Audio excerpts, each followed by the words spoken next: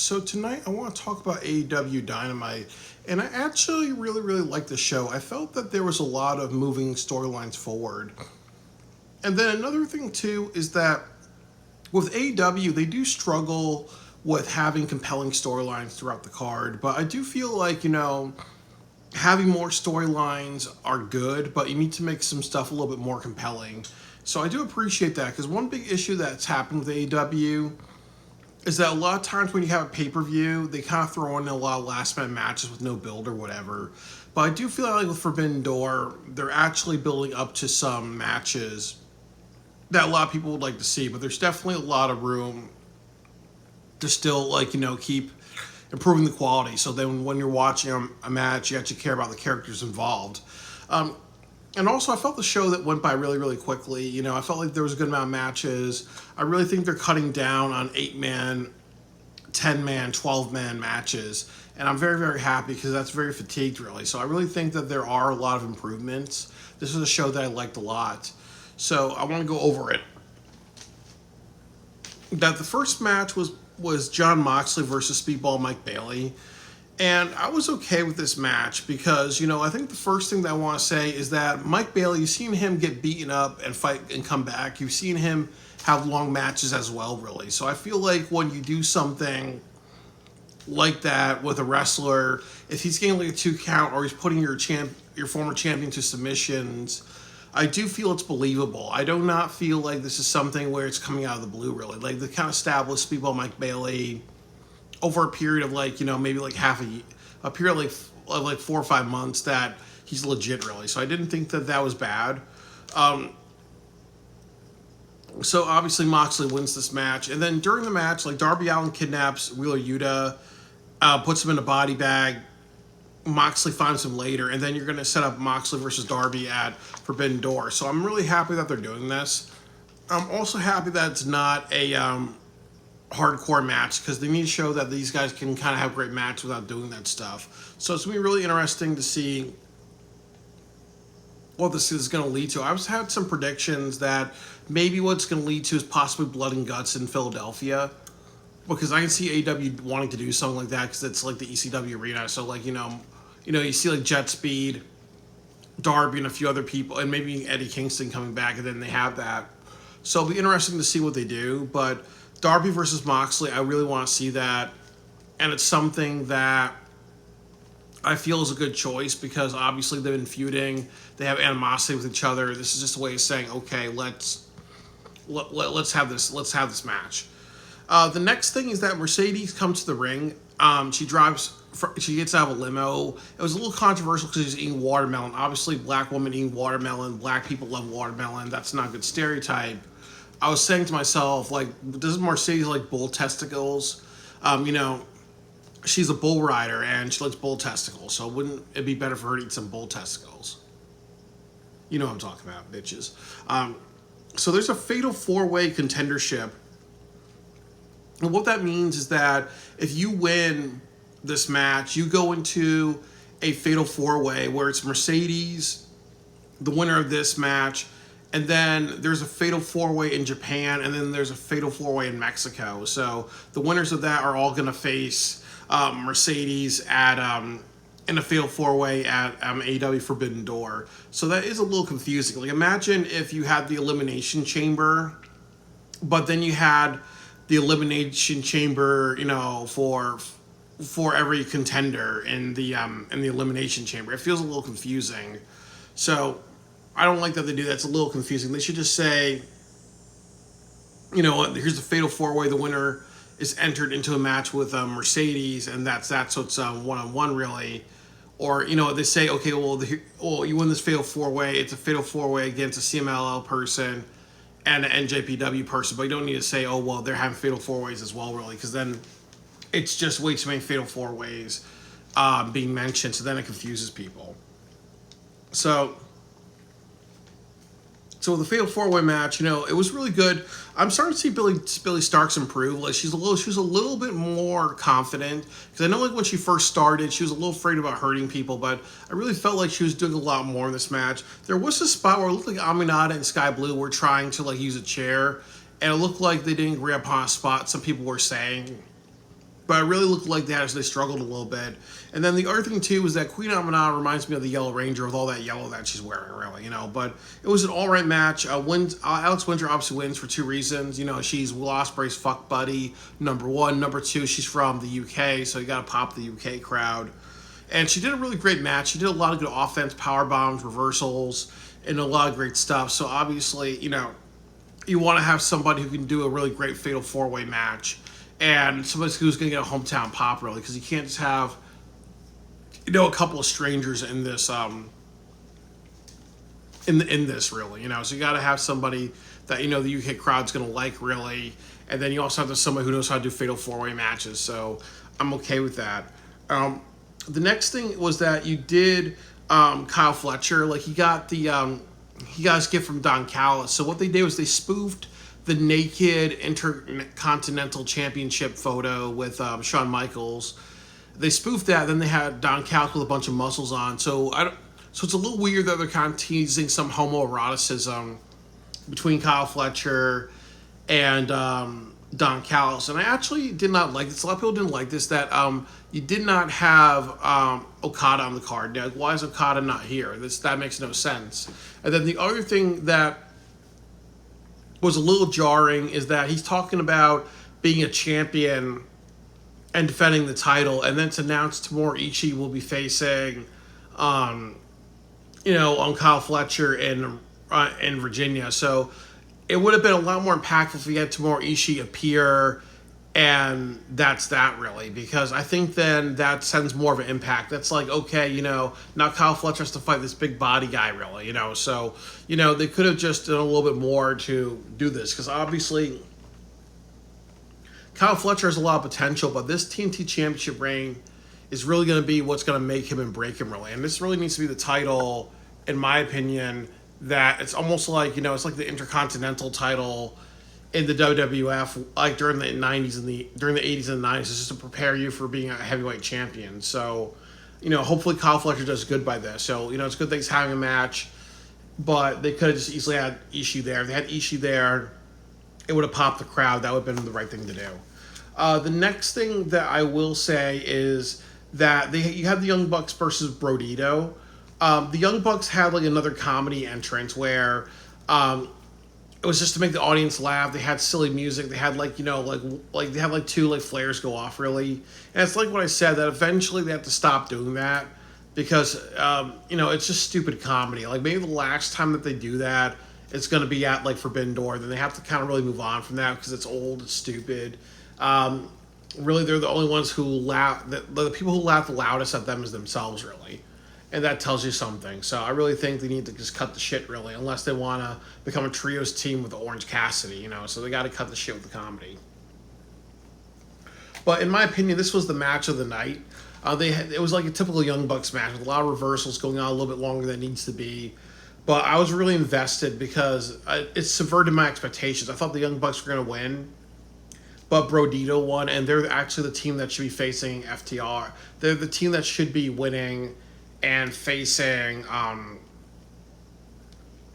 They're the team that should be winning and facing like Bobby Lashley and Shelton, because obviously you have Brody King, the bigger body guy, and then you have Bandito, who is the ROH champion. Like that's like the right matchup. Like honestly, Bobby Lashley, powerhouse wrestler, against Brody King, powerhouse wrestler.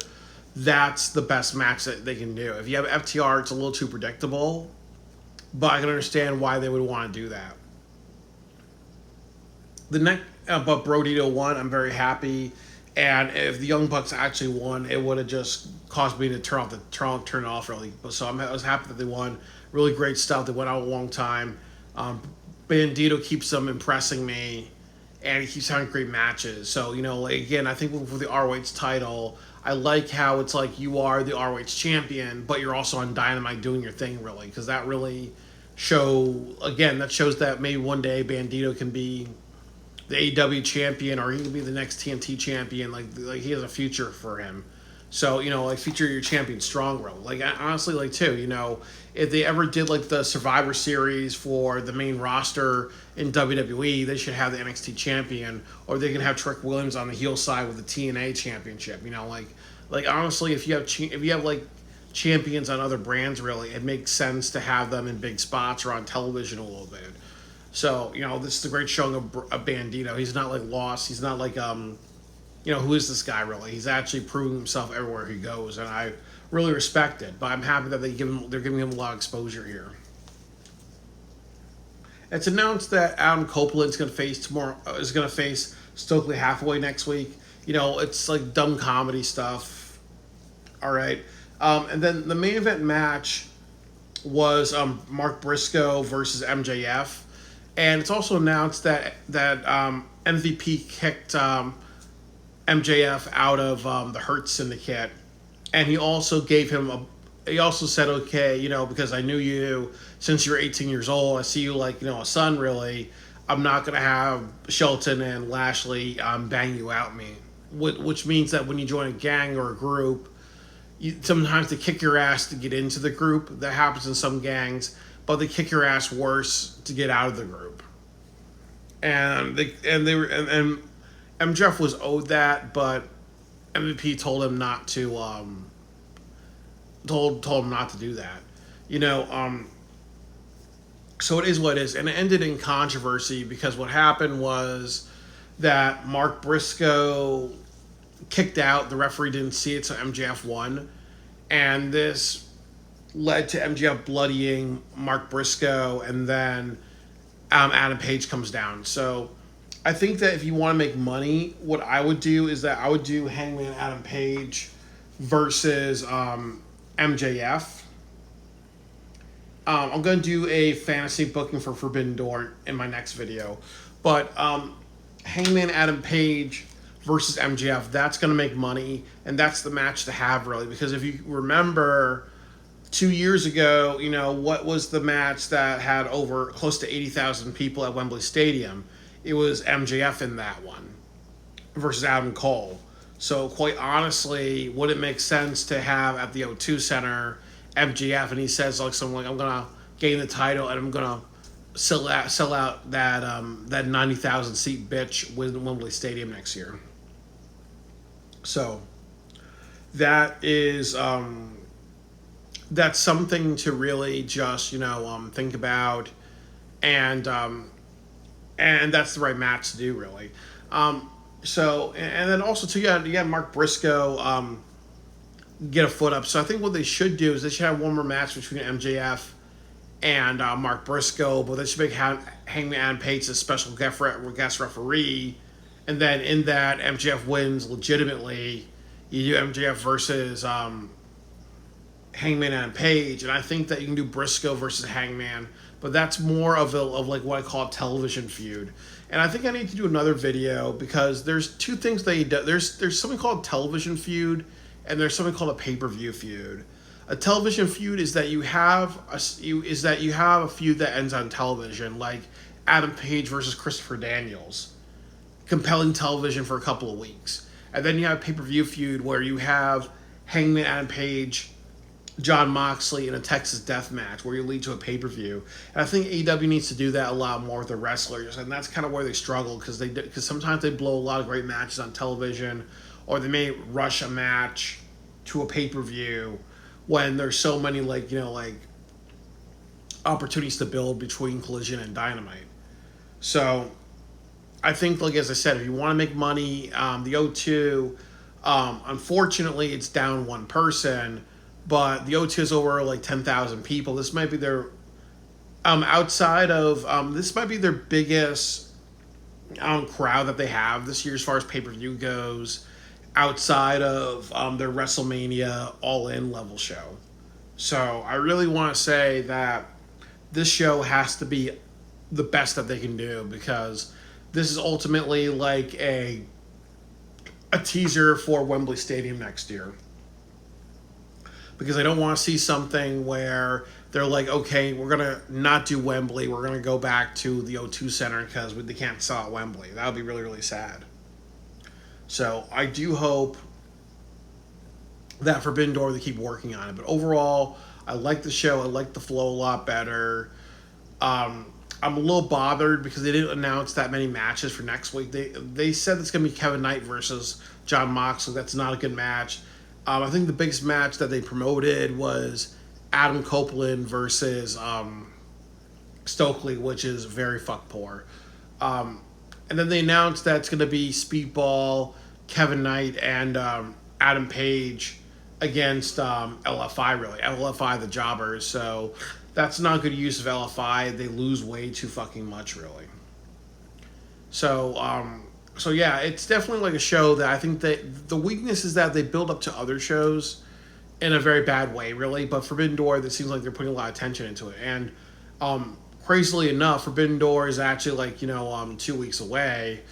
Um, and what I mean, but down by one person is because there's so many people taking off in my job that I can't go really. But I'm paying down some credit card debt, so it is what it is really. But overall, I really like the show. It was also unfortunate because I think they said they had a little bit over 3,000 people in a 13,000 seat arena, so that's not good. But they had a lot of these wide shots of the audience really. But they need to start getting at least maybe 5,000 at minimum on their weekly shows. Like, it's getting to a point where they really need to start firing, they need to start firing people in AEW, and I think they need to start firing the booking team. They need to start firing the writers. They need to really just be like, okay, you're here for 3 months. Here, this is what you have to do. This is the feud you're getting. You're here for 6 months. This is what you're getting. Here, you're here for a year, and if people are not drawn to this, we gotta send you to the curb, really, because this is at the point with AEW that they're very similar to TNA wrestling with a bigger budget. That's how I would say they're like TNA wrestling with a bigger budget, where 3,000 people on a weekly show is not good. They have to go bigger and better, really. They have to become like WWE, where they're getting tens of thousands of people on weekly shows. They can do it, and they need more compelling television. They need to like look at people like the Acclaimed, and as I said, go back to the Rapid and whatever. Really, there's just things that are so out of place with this company. They're very, very disorganized, and there's some very compelling things, just compelling things to look forward to. But as I said, it's a Jackson Pollock painting is more organized than AEW. So I like that they're building the pay-per-views, but there's definitely a lot of needs for improvement. I wish there was a separate roster for Collision and Dynamite. I really wish that there are people who should have been in there like Okada, and I really wish that I think that like we know where they're going to go with Forbidden Door, but I do kind of wonder if they really think about their wrestlers and long term booking, and other things like that. So yeah, there's a lot of things that they have to work on to become a better company. But I really want to see them start getting like at least between 5,000 and 7,500 people at minimum for their weekly shows. That it needs to kind of hit that, like that needs to be the goal for like the rest of this year, or even by like like the halfway point next year that they start hitting like 10,000 people in attendance weekly, because it's starting to get to a point where it's like this is sad. And I do not want to see them downgrade from Wembley Stadium, because they may do that if they're not selling that well. Because that's a lot of money to rent out that stadium. So there's a lot of things that AEW needs to work on, but there's a lot of great things about the show really. So overall, I would give the show like I think it might grade like a B minus. I think there's a lot of improvements that they can do, but overall it was a good show.